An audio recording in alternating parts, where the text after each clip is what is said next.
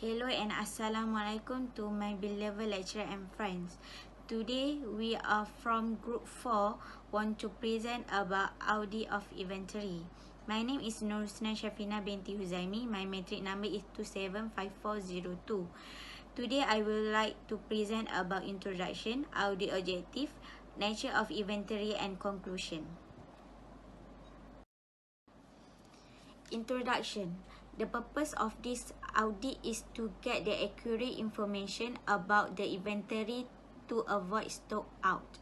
The test of control and substantive test will be deliberate for auditing inventory. Inventory refer to an enterprise current asset which are good of a merchandising entity accurate acquire for resale, but inventory in manufacturing company can be in the one of three stage, which are raw material, work in progress and finished good. Next is audit objective. We have a three audit objective. First is transaction, second is balance, and third is presentation and disclosure. For the transaction objective, we have a current cut-off, accuracy, completeness, and classification. For the balance objective, we have a existing, completeness, right and obligation, and evaluation and allocation. Next is the presentation and disclosure objective. We have occurrence, right and obligation, completeness, classification, and understandability, accuracy, and valuation. Next is nature of inventory. Some entity may or may not maintain inventory record. Entity do not maintain inventory record rely on stock take, usually performed at the end of the reporting period. Entity that keep comprehensive inventory record may use the record as the basis for determining ending inventory quantity and value. In this case, the auditor should conduct first, the test of control over the procedure of recording and maintaining inventory record. Second is observation of evidence from the existing inventory. Third is the verification of inventory cost and net realizable value. Next, I will pass to the next presenter. Thank you. Now I'm going to explain parts of maintenance records for physical inventories. Maintaining an accurate and proper inventory records is important to increase the possibilities of business achievements because it can assist good decision making and prevents the possibilities of financial loss from inventory spots. Basically, movement of goods into inventories will occur when executions of inventory. First of all, a purchase requisition has been placed, and then purchasing departments will process the purchase order with the vendors as well as prepare field copy to the related department. Second, receiving departments will receive the order goods from the vendor along with the bill of landings and packing slip, and then generates field copy of receiving reports to the related departments. Third, goods will be sent to the warehouse for proper storage. The warehouse managers updates in the inventory ledgers in the warehouse computerized system. Movement of goods from inventory started when sales departments receive a customer order followed by generates the sales order and send invoice copy and ledgers copy to the billings clerk. Second, the warehouse manager receives the item release slip, will start to pack the goods and updates the inventory ledgers in the warehouse computerized system. Third, the shipping department will receive the packed goods along with the size item release slip. After reconciliate with the packing slip and shipping notice, the shipping department will put together a packing slip and a bill of landings to the packed goods and delivers to the customer. Inventory transfer happens when inventory is shipped from one location to another location. First of all, the requested branch managers will create a transfer request writing forms for approval.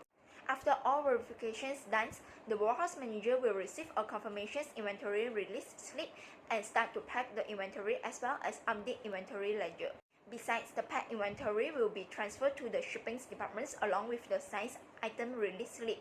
A packing slip and bill of landings will be attached to the packed goods and delivered to the branch manager.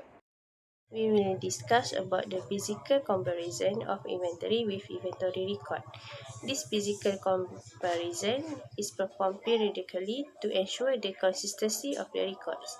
Next, there are two functions involved, which is stock take and comparison. There are also a several procedure for an inventory record, which is assigning and communicating responsibility, preparation, identification, counting, checking, clearing, recording, and cut off. This comparison with inventory records aim for several purposes. There are four purposes, which is ensure the reliability of the inventory records. Second, ascertaining the effectiveness of procedure design. Third, ensure the accountability for custodianship and record keeping. The fourth, identify any errors in quantity ascertaining by the count. Next, we will discuss about the maintain record for inventory costing. This inventory costing is to ensure the proper costs are recorded in the inventory record. That is because the cost accounting system for merchandising is more straightforward than in manufacturing entities. This purchase is often the cost in a merchandising inventory. Thus, control over purchase is relevant to ensure the accuracy of the inventory cost. The cost accounting system for a manufacturing inventory is more complex because it involves converting raw material to finished products. So, the proper calculation and control should be replaced in manufacturing entity to ensure the inventory cost is recorded at a proper value.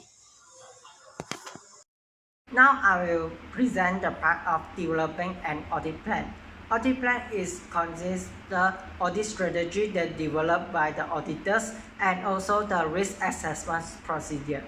As you can see that there are 4 steps under the risk assessment procedure. For the first step, understand the entity to identify the inherent risks.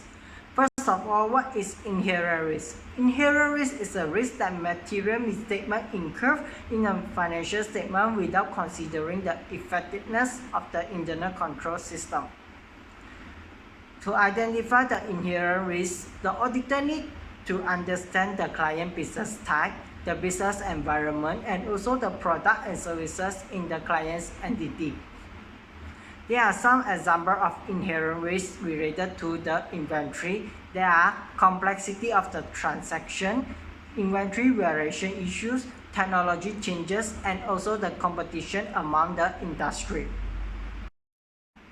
For the second step, obtain an understanding of internal control over the inventory. There are 2 ways for the auditor to understand the internal control over the inventory, which are a writing description or flowchart over the inventory and also the internal control questionnaire. However, they are not only enough for the auditor to understand the inventory cycle, but also the purchase cycle and also the sales cycle, as they are correlated. After understanding the internal control system, the auditor needs to determine whether the internal control system is effective or not. There are 4 ways to identify the effectiveness of internal control system, which are the observations, the inspection, inquiry, and also the physical count of inventory. Assessing risk of material misstatement. The risk of material misstatement on a financial statement level is known as the risk which certain can influence the financial statement as a whole and potentially have a significant effect on several accessions.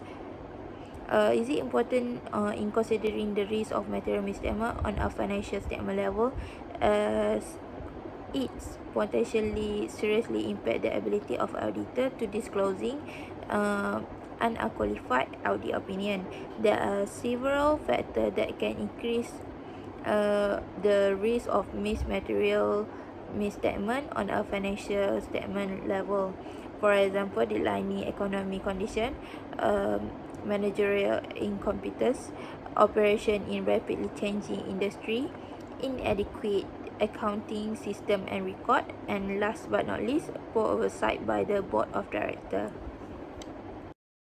Designing further audit procedure. Further audit procedure comprise tests of control and substantive procedure.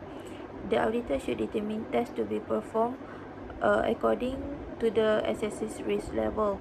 If the auditor believes the control risks are high, a higher level of substantive procedure should be performed to obtain the required audit evidence. Thank you. Hi, my name is Indonesia Zana binti Talib and my metric number is 272706.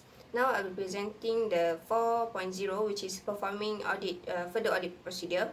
So the first one is test of control. Test of control is the audit procedure to test the effectiveness of the client's internal control to prevent or identify the material misstatement in the financial statement.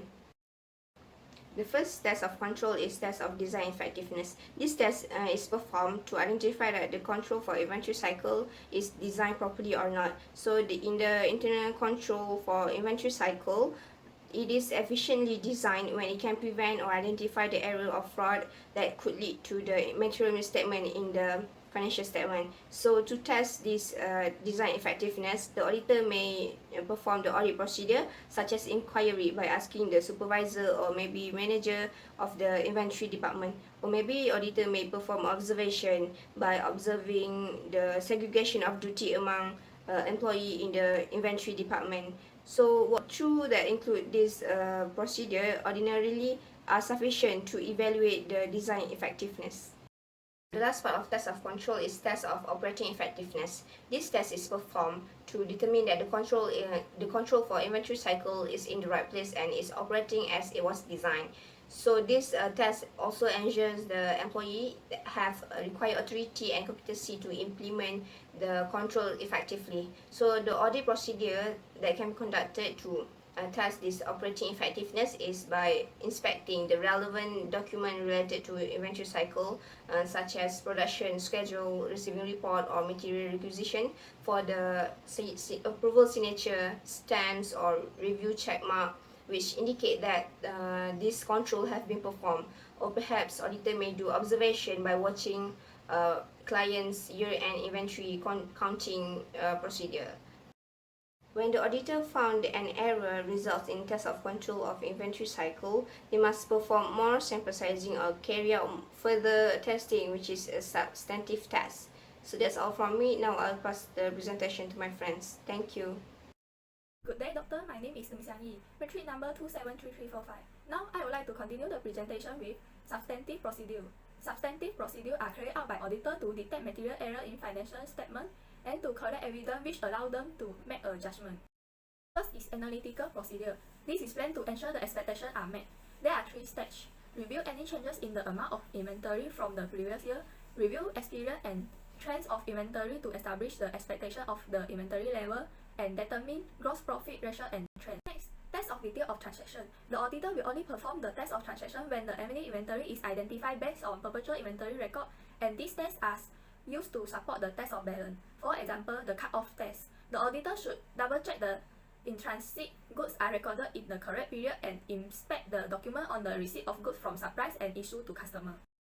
Third is test of detail of balance. This is aimed to obtain the inventory existence and valuation. In observing the stock tag and making test count, the auditor should count and check all of the inventory on hand process to make sure the corrective and accuracy on the inventory record held in the computer system. In testing the inventory listing clerical accuracy, the auditor should conduct extension and footing on the final inventory listing for the purpose of verifying clerical accuracy. The auditor should also check the substantial error like misplaced decimal point and wrong count unit cautionary. Then, in order to make sure the inventory list is accurate and complete, the auditor should trace their test count back to the physical inventory and test the reconciliation of the physical count to the perpetual inventory record of the entity. In testing the pricing of inventory, the auditor should keep track of the evidence that the inventory costs are reported at net realizable value. When the inventory are stored outside of the entity, the auditor should seek confirmation from the third party as a proof of inventory existence and also completeness. In examining consignment agreement and contracts, the auditor should inquire about all goods belong to other are kept on consignment while all goods belongs to entity are placed on consignment and included in the inventory. Consequently, the evidence gained from this process can validate the assertion of right and obligation. Next is the conclusion. The purpose of achieving the objective. Auditor perform tests of control to reduce risk and the amount of substantive tests to be performed. Substantive procedure should be carried out after obtaining an understanding of internal control and no test of control will perform if the entity rely on physical inventory count to determine ending inventory. Analytical procedure and extensive test of balance will be performed in stage to obtain sufficient audit evidence that the inventory are fairly stated. Test of transaction will only be performed if ending inventory is determined wholly or partly by reference to perpetual inventory record. Thank you.